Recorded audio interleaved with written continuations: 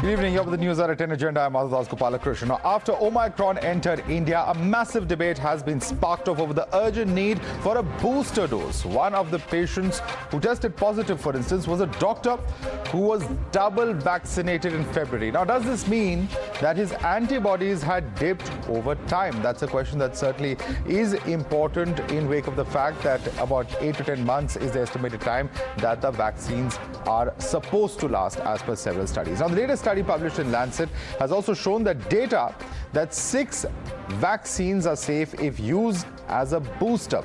It says that even a mixed regime of doses may be beneficial. Now that expert opinion and scientific data both point towards the efficacy of a booster dose, why is the government delaying it? सवाल ये है जब बच्चों और booster dose के संदर्भ में हमारे एक्सपर्ट टीम ही तय करेगी और जो भी मार्गदर्शन हमारे एक्सपर्ट और साइंटिफिक हमें मार्गदर्शन मिलेगा, ये साइंटिफिक मार्गदर्शन के आधार पर हम आगे चलेंगे। ये मेरा क्लियर पार्लियामेंट के फ्लोर पर रिप्लाई है। Now, here are the findings of the latest study stating that booster shots of 6 vaccines, including Covishield, are safe. The first finding is that the booster dose of these 6 COVID vaccines is safe. The second is that third shot vaccines boosted antibodies. They've also found out that 3 shots show that there is an increased reactogenicity. A mixed schedule also gives greater protection is another finding. It also goes on to show that boosters to protect the most vulnerable are very significant. Mitigates healthcare and economic impact is another aspect of this. Fatigue and pain are the most common effects of the vaccine is also another finding, and also that serious adverse events were rather uncommon. You're watching the News Hour at 10, debate number 1 on Times Now, Super Prime Time.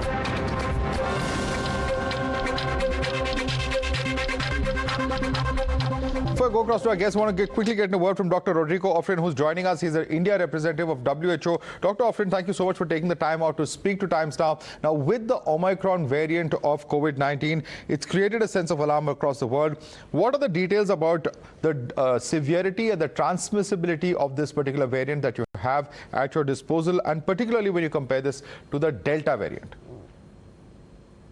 Well, there are still many uncertain things about Omicron, and this is why the collaboration between scientists in different laboratories and institutes are so important, so that we're able to gather evidence and analyze these findings. Just preliminary, it seems that it's demonstrating more transmissibility in terms of its severity.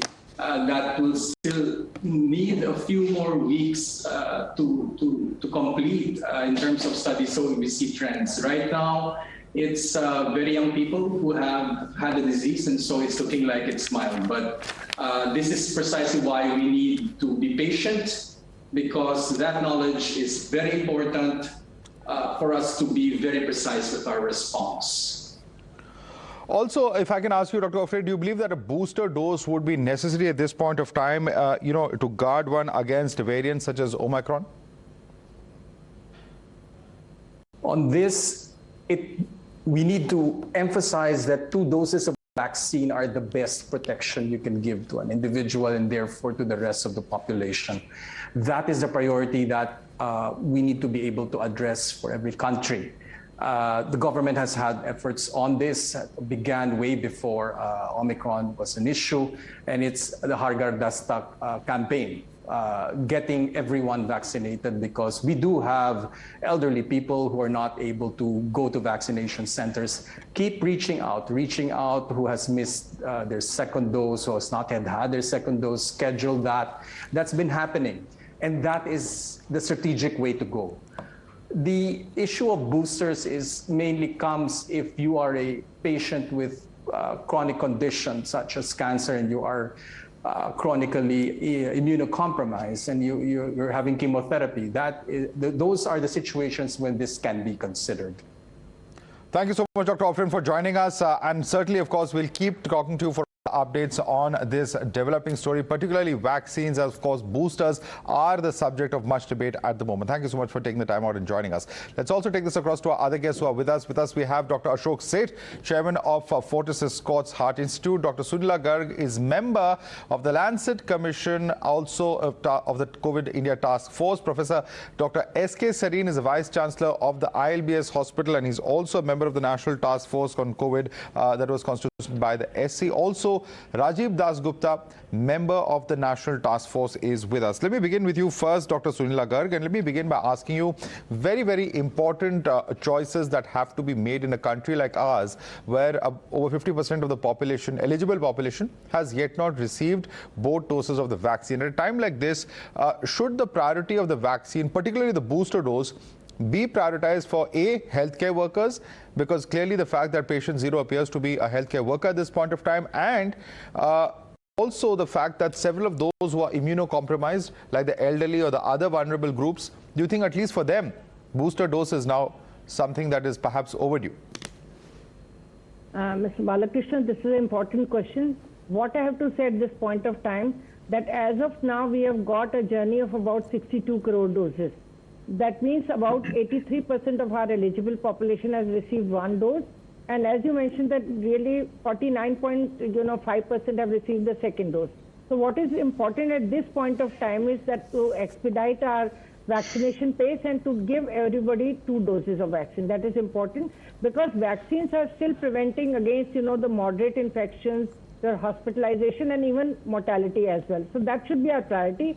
Having said so, then, it will be our question, basically whether we look at the elderly populations or people who are immunocompromised to take up the issue of booster doses, because it is not a question of one booster. You see, as and when the variants will come, we will talk about these issues. So this becomes important at this juncture that we vaccinate our total eligible population, and then we think about the vulnerable population. But then this is an issue of under consideration, which will be discussed shortly also. Absolutely. Let me get in Dr. Ashok Seth on that. Dr. Seth, do you think there is enough scientific data? We know the Lancet study is out. It's spoken about 6 vaccines where the booster dose, even mixed use, they say, perhaps could be beneficial. But having said that, when the government takes a decision like this, it has to be sure that it is 100%. Do you think the government taking time in that light is a positive sign that they want to get it right? They don't want to take any risks at all because they want the Indian data also to back up these claims as far as safety, if not efficacy, are concerned? Let me be not beating around the bush and be very specific. I trust my government and I trust the government experts. At this stage, the data which has been shown in the Lancet is right. You give a booster, you have 6 times, and much of those vaccines are not available in India. Let's just stick to Covishield, which was tested with a booster. And that does show that 3 to 5 times increase in antibodies. Now, I must say that the roadmap has to be restructured now. This is the time when variant and vicious variants could be around the corner, that we need to recreate the roadmap, and it's a fresh roadmap. And let me just specifically pin out what I believe is what the experts who guide the government should be looking at. Firstly, priority being we need to double vaccinate. 85% of the population is single vaccinated. Double vaccination, what is happening is a second dose hesitancy. That can be overcome clearly by decreasing the duration of Covishield from 3 months to being earlier on, which is well proven and which is recognized in every country which uses Covishield. And this is the time to consider that and introduce that. That will decrease the second dose hesitancy, which is creating a big roadblock. Secondly, very importantly, I would say that for the larger population, it's a very fine tuning. It's the issue between availability, scientific data and efficacy, and practically the vaccine equity. That has to be looked at very carefully, and I trust the government to decide the right point. But clearly, time is now for what we call an additional dose. Remember, booster is a different issue, but those who are immunocompromised, those who got transplant, those who've actually immunosuppressed in any way, haven't even got their benefits from the first 2 doses. They cannot be excluded into a booster. They should have their third, or what we call an additional dose. And finally, this is the time to reconsider in the roadmap, clearly for the healthcare workers, for the frontline workers, for the elderly, an urgent roadmap to say 8 to 10 months have gone by, the immunity would be waning. Okay. Isn't it time to increase that immunity by a booster? So this is the roadmap which has to be clearly outlined, because we know the availability of our second doses. Very important. We know the availability of the population anyway. That's very important. That's a very important point, sir, Doctor. In fact, we had, government doctors also come out, and those from Entagi have actually delineated these two categories, as you very rightly mentioned, of additional dose and booster dose. But I want to bring in Dr. Sareen on that note. And Dr. Sareen, the question that I want to pose to you is this: I don't think there's any debate at all as far as the requirement of healthcare workers and additional doses are concerned. And I think this latest variant and the very fact that it has impacted already a doctor, now whether the doctor was immunocompromised or had low antibodies is another debate, but the requirement of the additional dose for our healthcare workers is beyond question. My question to you, sir, is at a time when we are still continuing, international flights, we are continuing domestic flights. There are several of those at our airports and other locations who perhaps, in a sense, are performing very important duties. Is it important to bring in those people as well into this category of people, along with, of course, the elderly and the immunocompromised, into this category of those who require these additional doses, because this will only help all of us and cut the chain, perhaps, as far as spread of Omicron variant is concerned? Madhav, you're absolutely right. These are frontline workers and they must be protected to the best. Of course, they would be using their masks. I have to add two things to what other colleagues have said. Booster means everybody has good immunity, then you boost.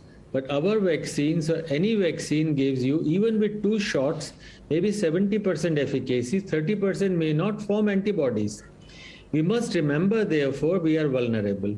So we should, while vaccinate all of the population with 2 dosages as fast as we can, but we also must know the limitations of current vaccines. Therefore, if we have enough vaccine, undoubtedly we should give a booster. Third thing, when you take the 3rd dose or a booster dose, it will still require 4 weeks to 6 weeks to get enough antibodies. With Pfizer, it takes about 11 days to get antibody levels 10 times. We do not know how much time it will take with our 3rd shot to make good antibodies. Therefore, we should be prepared. My strong recommendation, and I agree, if the National Task Force on the vaccination agrees, we should have, and if we have vaccines, we should use frontline workers, doctors, healthcare workers, and people above 40 or those with comorbidities to get a booster dose. All right, I want to bring in... Yeah. Still one point. Okay, make a point, please, go ahead. 2 dosages, still Delta came and infected those who had got two boosters. So despite all this, then Omicron, which has very high transmissibility, it's an entirely new virus in a way, it can still infect despite. But there are 2 layers and we should protect ourselves with that. Absolutely. Dr. Rajiv Dasgupta, the question that I want to ask you, and a lot of people are very curious about this, you would have seen the news reports as well. If a doctor, whether or not the person had lower level of antibodies is another subject of debate, as I mentioned earlier. But the fact is that he would have been infected by Omicron through somebody else. Who is that somebody at this point of time? We still don't know, sir. And that's going to be something that we really need to answer the earliest. We do know that over 200 other contacts have been isolated, but yet the source of Omicron is not known. And that's certainly something that, we would look at getting an answer for at the very earliest. Thank you. Those of us who deal with real world, what's called shoe leather epidemiology, we know that real world epidemiology is messy. The point is not really who he got it from, but the fact that he didn't have travel history, and we are assuming that this is very early days of Omicron in India. It simply means that the infection has come into the country, at least in Bangalore, below the radar. And in the initial phases, right through, India was never categorized as one of community transmission. But obviously it is there in the community, and that's where he's got it from. So what we interpret out of this is more important than who exactly he got it from. That to me is the real interpretation. And therefore, getting on to the larger question, the key evidence emerging from South Africa, 2 or 3, One, that infections have risen very rapidly. Two, that prior infection with Delta is not protective necessarily. Three, there's at least one patient in the US who not only had 2 doses, but also had a booster dose. But at the same time, as all the panelists are saying, that 2 doses will certainly, or at least as the current evidence goes, certainly protects against severe disease, hospitalization, etc. Okay, very, very important points that you made over there. I want to bring in Dr. Seth on another important point. Dr. Seth. And one final point, quickly, sorry, one final point. Okay. Also, very early evidence from Africa, South Africa, particularly Gauteng province, that there is an increase in hospitalization among children and toddlers. Now, that in a sense is to be expected because they're not yet vaccinated. In fact, the average of South Africa is about 26%, and the average of the entire Africa continent is about 7%. That's how crucial vaccine inequity is, and that's what the state of at least some parts of the world is. But that's a very, very perplexing problem, if I can take that to Dr. Seth, because if indeed toddlers and children are getting it, and you know what we are told at the moment, there are different views, of course. Vaccines for children are yet not there here in India at the moment. They are in the pipeline, is what we've been told for many weeks now, Dr. Seth. But there's also another view that children below the age of maybe 5 or 6 already have a lot of vaccines that they are administered and already would have a higher sense of immunity. There's that view as well. So where should they stand? Because this is something that would be a huge amount of concern for those who have toddlers or small children. Let me just firstly allay the anxieties of a lot of parents who've heard this about a lot of children get it admitted in South Africa. That's correct. But what we still don't know is whether they have severe infection or whether they're admitted. So that's the first point. We still don't know about Omicron. But still, I think it's time that we actually did, again, like I said, emphasis, and I think it's probably around the corner, of vaccinating children. But more importantly, at that time, when we talk about these young children, is the fact that are the adults fully vaccinated? Because those toddlers and those children are not getting it from outside. It is the parents who are giving it to them. When we worry about the more children between 12 and 18, they're the ones who are going out, mixing with friends, mixing in the school, and those are the ones who bring it back to them. It's not the toddlers. So that is why I think there's a fine balance. We're making sure that there's safety, and when you vaccinate children who actually have usually mild illnesses and are getting it from their parents versus the side effects of the vaccine. And that's where our experts are looking at it critically, but I'm sure they're going to come out with this very important group that we have to vaccinate. That's the important aspect of it. Absolutely. Dr. Sunila Garg, I also want to ask you another important aspect. I know this particular study doesn't touch upon it, but we have seen statements come in from Moderna and other companies. Zycovid-D is another one that we've heard statements about. All of these companies are focusing on updating their vaccines. Now, is that going to be something in the wake of Omicron that we would be seeing on all vaccines? Do you think that that is going to be required, for instance, for Covishield and Covaxin, which are the most widely used in India? Definitely, you see, when the virus is going to mutate over a period of time, we need to have a relook at the vaccines also, because we must remember that whatever the vaccines were made, they were against the original Wuhan strain. So like we have come out with the flu vaccine also, and every time WHO updates us against the strains for which the vaccine has got to be used, so that is important part. So we need to relook at the vaccine, that is important. And we, as of now, you see, we say that the 2 doses are effective. That is the message from this platform. And everybody who has not started the vaccination should come for the vaccine. And who have not taken the second dose must go ahead with the second dose of vaccine. So, and Covishield and Covaxin are the vaccines which are being used in India. And these are fairly effective for preventing against moderate to severe infections, and they prevent deaths also. Let me get a word from Professor Dasgupta on that. Professor Dasgupta, are we looking at an early updation of this? In fact, we've heard at least one company say that by early next year, we could be seeing a fresh vaccine come in on the basis of Omicron. Are we looking at a similar timeline, or perhaps in a few weeks or months later to that, for a vaccine updation here in India? What is a realistic picture on ground, sir? Well, there are 3 elements to look at. one, what's being studied in the laboratory, which virologists are doing, vaccinologists are doing, those who develop the vaccine, those who will study this. The second, that the companies will then need to modify the vaccine, and which, as Professor Garg said, is very well known with adult influenza or influenza-like disease vaccines. But for the other arm, which is the program, and I link back to what Dr. Austin said in the beginning, we are still encountering vaccine complacency or hesitancy of sorts. Just to give you one piece of data, and Dr. Sareen very rightly spoke about frontline workers and health workers. As of yesterday, which is the 321st day after the program started, yesterday nearly 9,000 healthcare workers took their second dose, and that was at a time when the schedule was an interval of 4 weeks. And yesterday, about 17,000 frontline workers actually took their second dose. Now, that's the kind of hesitancy or complacency one can see even among those who know they are most at risk. Therefore, that's quite shocking. That's quite shocking. What explains that, Dr. Dasgupta?